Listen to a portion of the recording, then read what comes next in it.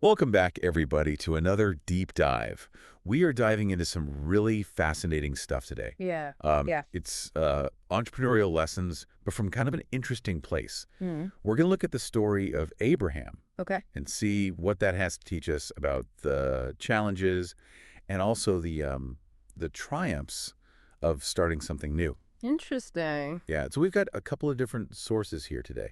We've got a piece titled Testo in Calato, Okay. and we've also got an article that focuses specifically on kind of the leadership insights that we can find in this ancient tale. I like that. So it's like taking this ancient wisdom and seeing how it applies to the modern world. Absolutely, and I Yeah. think what's really interesting is like so many of these stories that we maybe heard growing up or are Yeah. familiar with, Right. they have these hidden depths to them that are so relevant to like the things we're grappling with today. Yeah. And it's almost like we're so busy looking for the newest thing that we forget about the wisdom that's been around for centuries. Exactly. So let's jump into this. So the story of Abraham.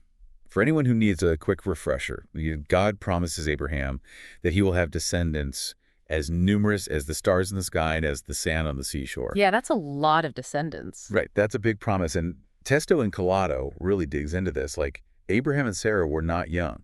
Not exactly the ideal time to start building a family, you might say. Right. Imagine pitching this as a business plan. Right. Like, we're going to have a company bigger than anything anyone's ever seen, Mm. and we're starting with, well, nothing. You'd be laughed out of the room. Absolutely. But here's where it gets really interesting, and this is what I love about Testo and Calato. They talk about this as like the audacity of faith. Mm-hmm. Like even when faced with what seems like the impossible, there's this power in choosing to believe. And that's a huge takeaway right there. That's the first entrepreneurial lesson we can pull from this. So many times as entrepreneurs, we have this vision that other people just don't get, Right. right? They think we're crazy. They think we're crazy. And it takes that audacity to just say, you know what? Yeah. I believe in this, even if no one else does. Like, think about companies like SpaceX. I mean, their goal is to colonize Mars. Yeah. Most people would say that's impossible, but someone had to believe it first. Right. And the thing is with Abraham, it wasn't like an overnight miracle. Right. It took time. Years passed before his son Isaac was born. And there were doubts and setbacks and moments where that promise probably felt more like a whisper than a guarantee. That's so true. And this is where the parallel to building a business becomes even stronger. Yeah. We live in this world of instant gratification. We want to see results immediately, and it's easy to get discouraged when things don't happen overnight. Exactly. But Abraham's story, it's not about instant gratification. Yeah. It's about the long game. The article we have actually talks about this. It says that Abraham's story teaches us patience. Patience. It teaches us to have that long-term vision and to know that building something truly meaningful, it just takes time. Yeah, it's like building a house. You don't just snap your fingers and suddenly you have this beautiful finished product. You got to lay the foundation. You have to lay the foundation brick by brick, and it takes time and effort, and there are going to be setbacks along the way, but you have to keep that end goal in mind. So for someone listening to this, Mhm. maybe they're feeling discouraged because their business isn't taking off as quickly as they hoped. Right. This is like a reminder to be patient. It's a reminder to trust the process and to remember that sometimes the most rewarding things in life, they take time to develop. Absolutely. You can't rush a good vintage wine, and you can't rush a successful business. I love that analogy. It's about quality over speed, and it's about building something that will last. It's about building a legacy. Exactly. And that's what we're going to dig into next. Yes, stay tuned because we're going to talk about how to build a legacy that truly matters. And how Abraham's story can guide us on that journey. Can't wait for that. Me neither. It really is all about playing that long game right. And that kind of ties right back to Abraham's story. It wasn't like he got the promise and bam, next day, 1,000,000 descendants. It was a process. It was a journey. And And that's something we've kind of lost touch with today. We're so used to everything happening quickly. right, exactly. Like everything's got to be instant. You know, we've got instant downloads, instant streaming. Next day delivery. Exactly. Yeah. We've lost the art of patience, I think. But you can't rush a good thing. Yep. And you definitely can't rush building something meaningful, something that's going to last, whether that's a business, a relationship, anything worthwhile takes time. There was this great quote in that article about leadership. And it said something like, just as a farmer has to patiently tend to the soil, entrepreneurs have to cultivate their ideas with care. Hmm. And a farmer doesn't just plant a seed and expect a full-grown plant the next day. Exactly. It just takes time. Time and attention and nourishment. And that's the same with our ideas. You can't just throw something out there and expect it to flourish immediately. You got to nurture it. You got to give it space to grow. And that takes patience and resilience because there are going to be setbacks. There are going to be storms that come along. Oh, absolutely. And sometimes you got to adjust, you know? Maybe Yeah. you got to pivot your approach. You got to be flexible, but you got to stay committed to that vision. And you know what's interesting is even Abraham, the guy who's known for his like unwavering faith, Right. he had his moments of doubt too. I mean, think about it. Years go by, no kids, and you're supposed to just keep believing you're going to have more descendants than stars in the sky. I mean, come on. It's natural to have doubts. Any entrepreneur who tells you they've never doubted themselves is lying. Seriously. Yeah, And I yeah. think it's so important to acknowledge that because we often see these success stories and it's easy to think, oh, well, they never struggled. They never doubted themselves. But that's just not true.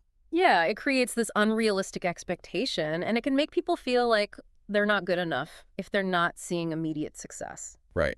So for you listening, if you're feeling those doubts, if you're questioning yourself, just know that you're not alone. It's part of the process. Absolutely. Doubts are normal. It's how you deal with them that matters. And that's something that actually came up in both of the sources we looked at today. Yeah. Yeah, they both talked about the importance of having a support system. Okay, so like mentors or fellow entrepreneurs. Exactly. People who can help you see the bigger picture when you're feeling lost in the weeds. People who believe in you even when you don't believe in yourself. Exactly. It's like having a cheerleader in your corner reminding you why you started this journey in the first place. So it's not just about like having a good idea, it's also about having the right people around you. 100%. The article actually had this really cool example about the founders of Airbnb. Oh yeah.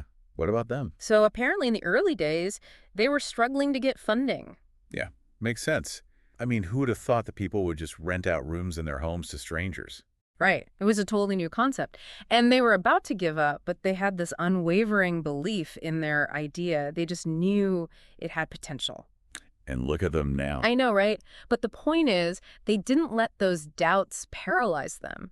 They used those doubts to fuel their creativity. They kept iterating, they kept pivoting, they kept experimenting until they found a model that worked. They didn't give up. They didn't give up, and that's the key. You can't let doubt win. You got to use it as fuel to push you forward. It's like that saying, doubt kills more dreams than failure ever will. That's a good one. Yeah. Because if you let doubt take over, you'll never even give yourself the chance to try, to fail, to learn.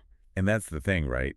Failure is not the opposite of success. It's part of the journey. Exactly. It's like that moment you realize failure is just like, part of getting to success. It's like a stepping stone, right? Like you were saying before about Abraham's legacy and that idea from Tester and Collado. I think there's even more to uncover there. Oh. Yeah, like the promise that God made to Abraham, it wasn't just about like having a ton of kids and grandkids, right? Right, it's about something bigger.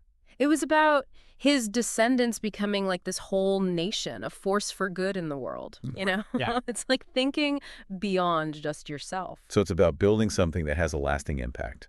Exactly. And that's something I think every entrepreneur should think about. Like, what kind of legacy do you want to build with your business? What kind of impact do you want to have on the world? It's like taking that step back and saying, okay, yeah, I want to make a profit, but what else? Yeah. What kind of positive change can I create? Am I actually solving a problem? Am I leaving things better than I found them? I love that. And it reminds me of something from the leadership article. It said something like, imagine if every entrepreneur saw their business as a seed that could grow into this amazing tree, you know, giving shade and nourishment for generations to come. Wow, that's a powerful image.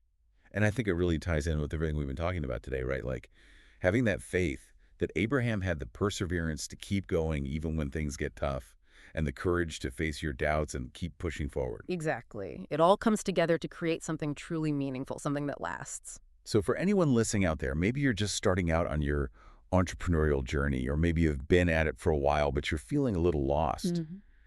Think about this. What impact do you want to have with your work?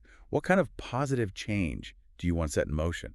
Because just like Abraham, you have the potential to create something incredible. You really do. You have the power to build a legacy that matters. And that's what it's all about, right? Leaving the world a little bit better than we found it. Couldn't have said it better myself.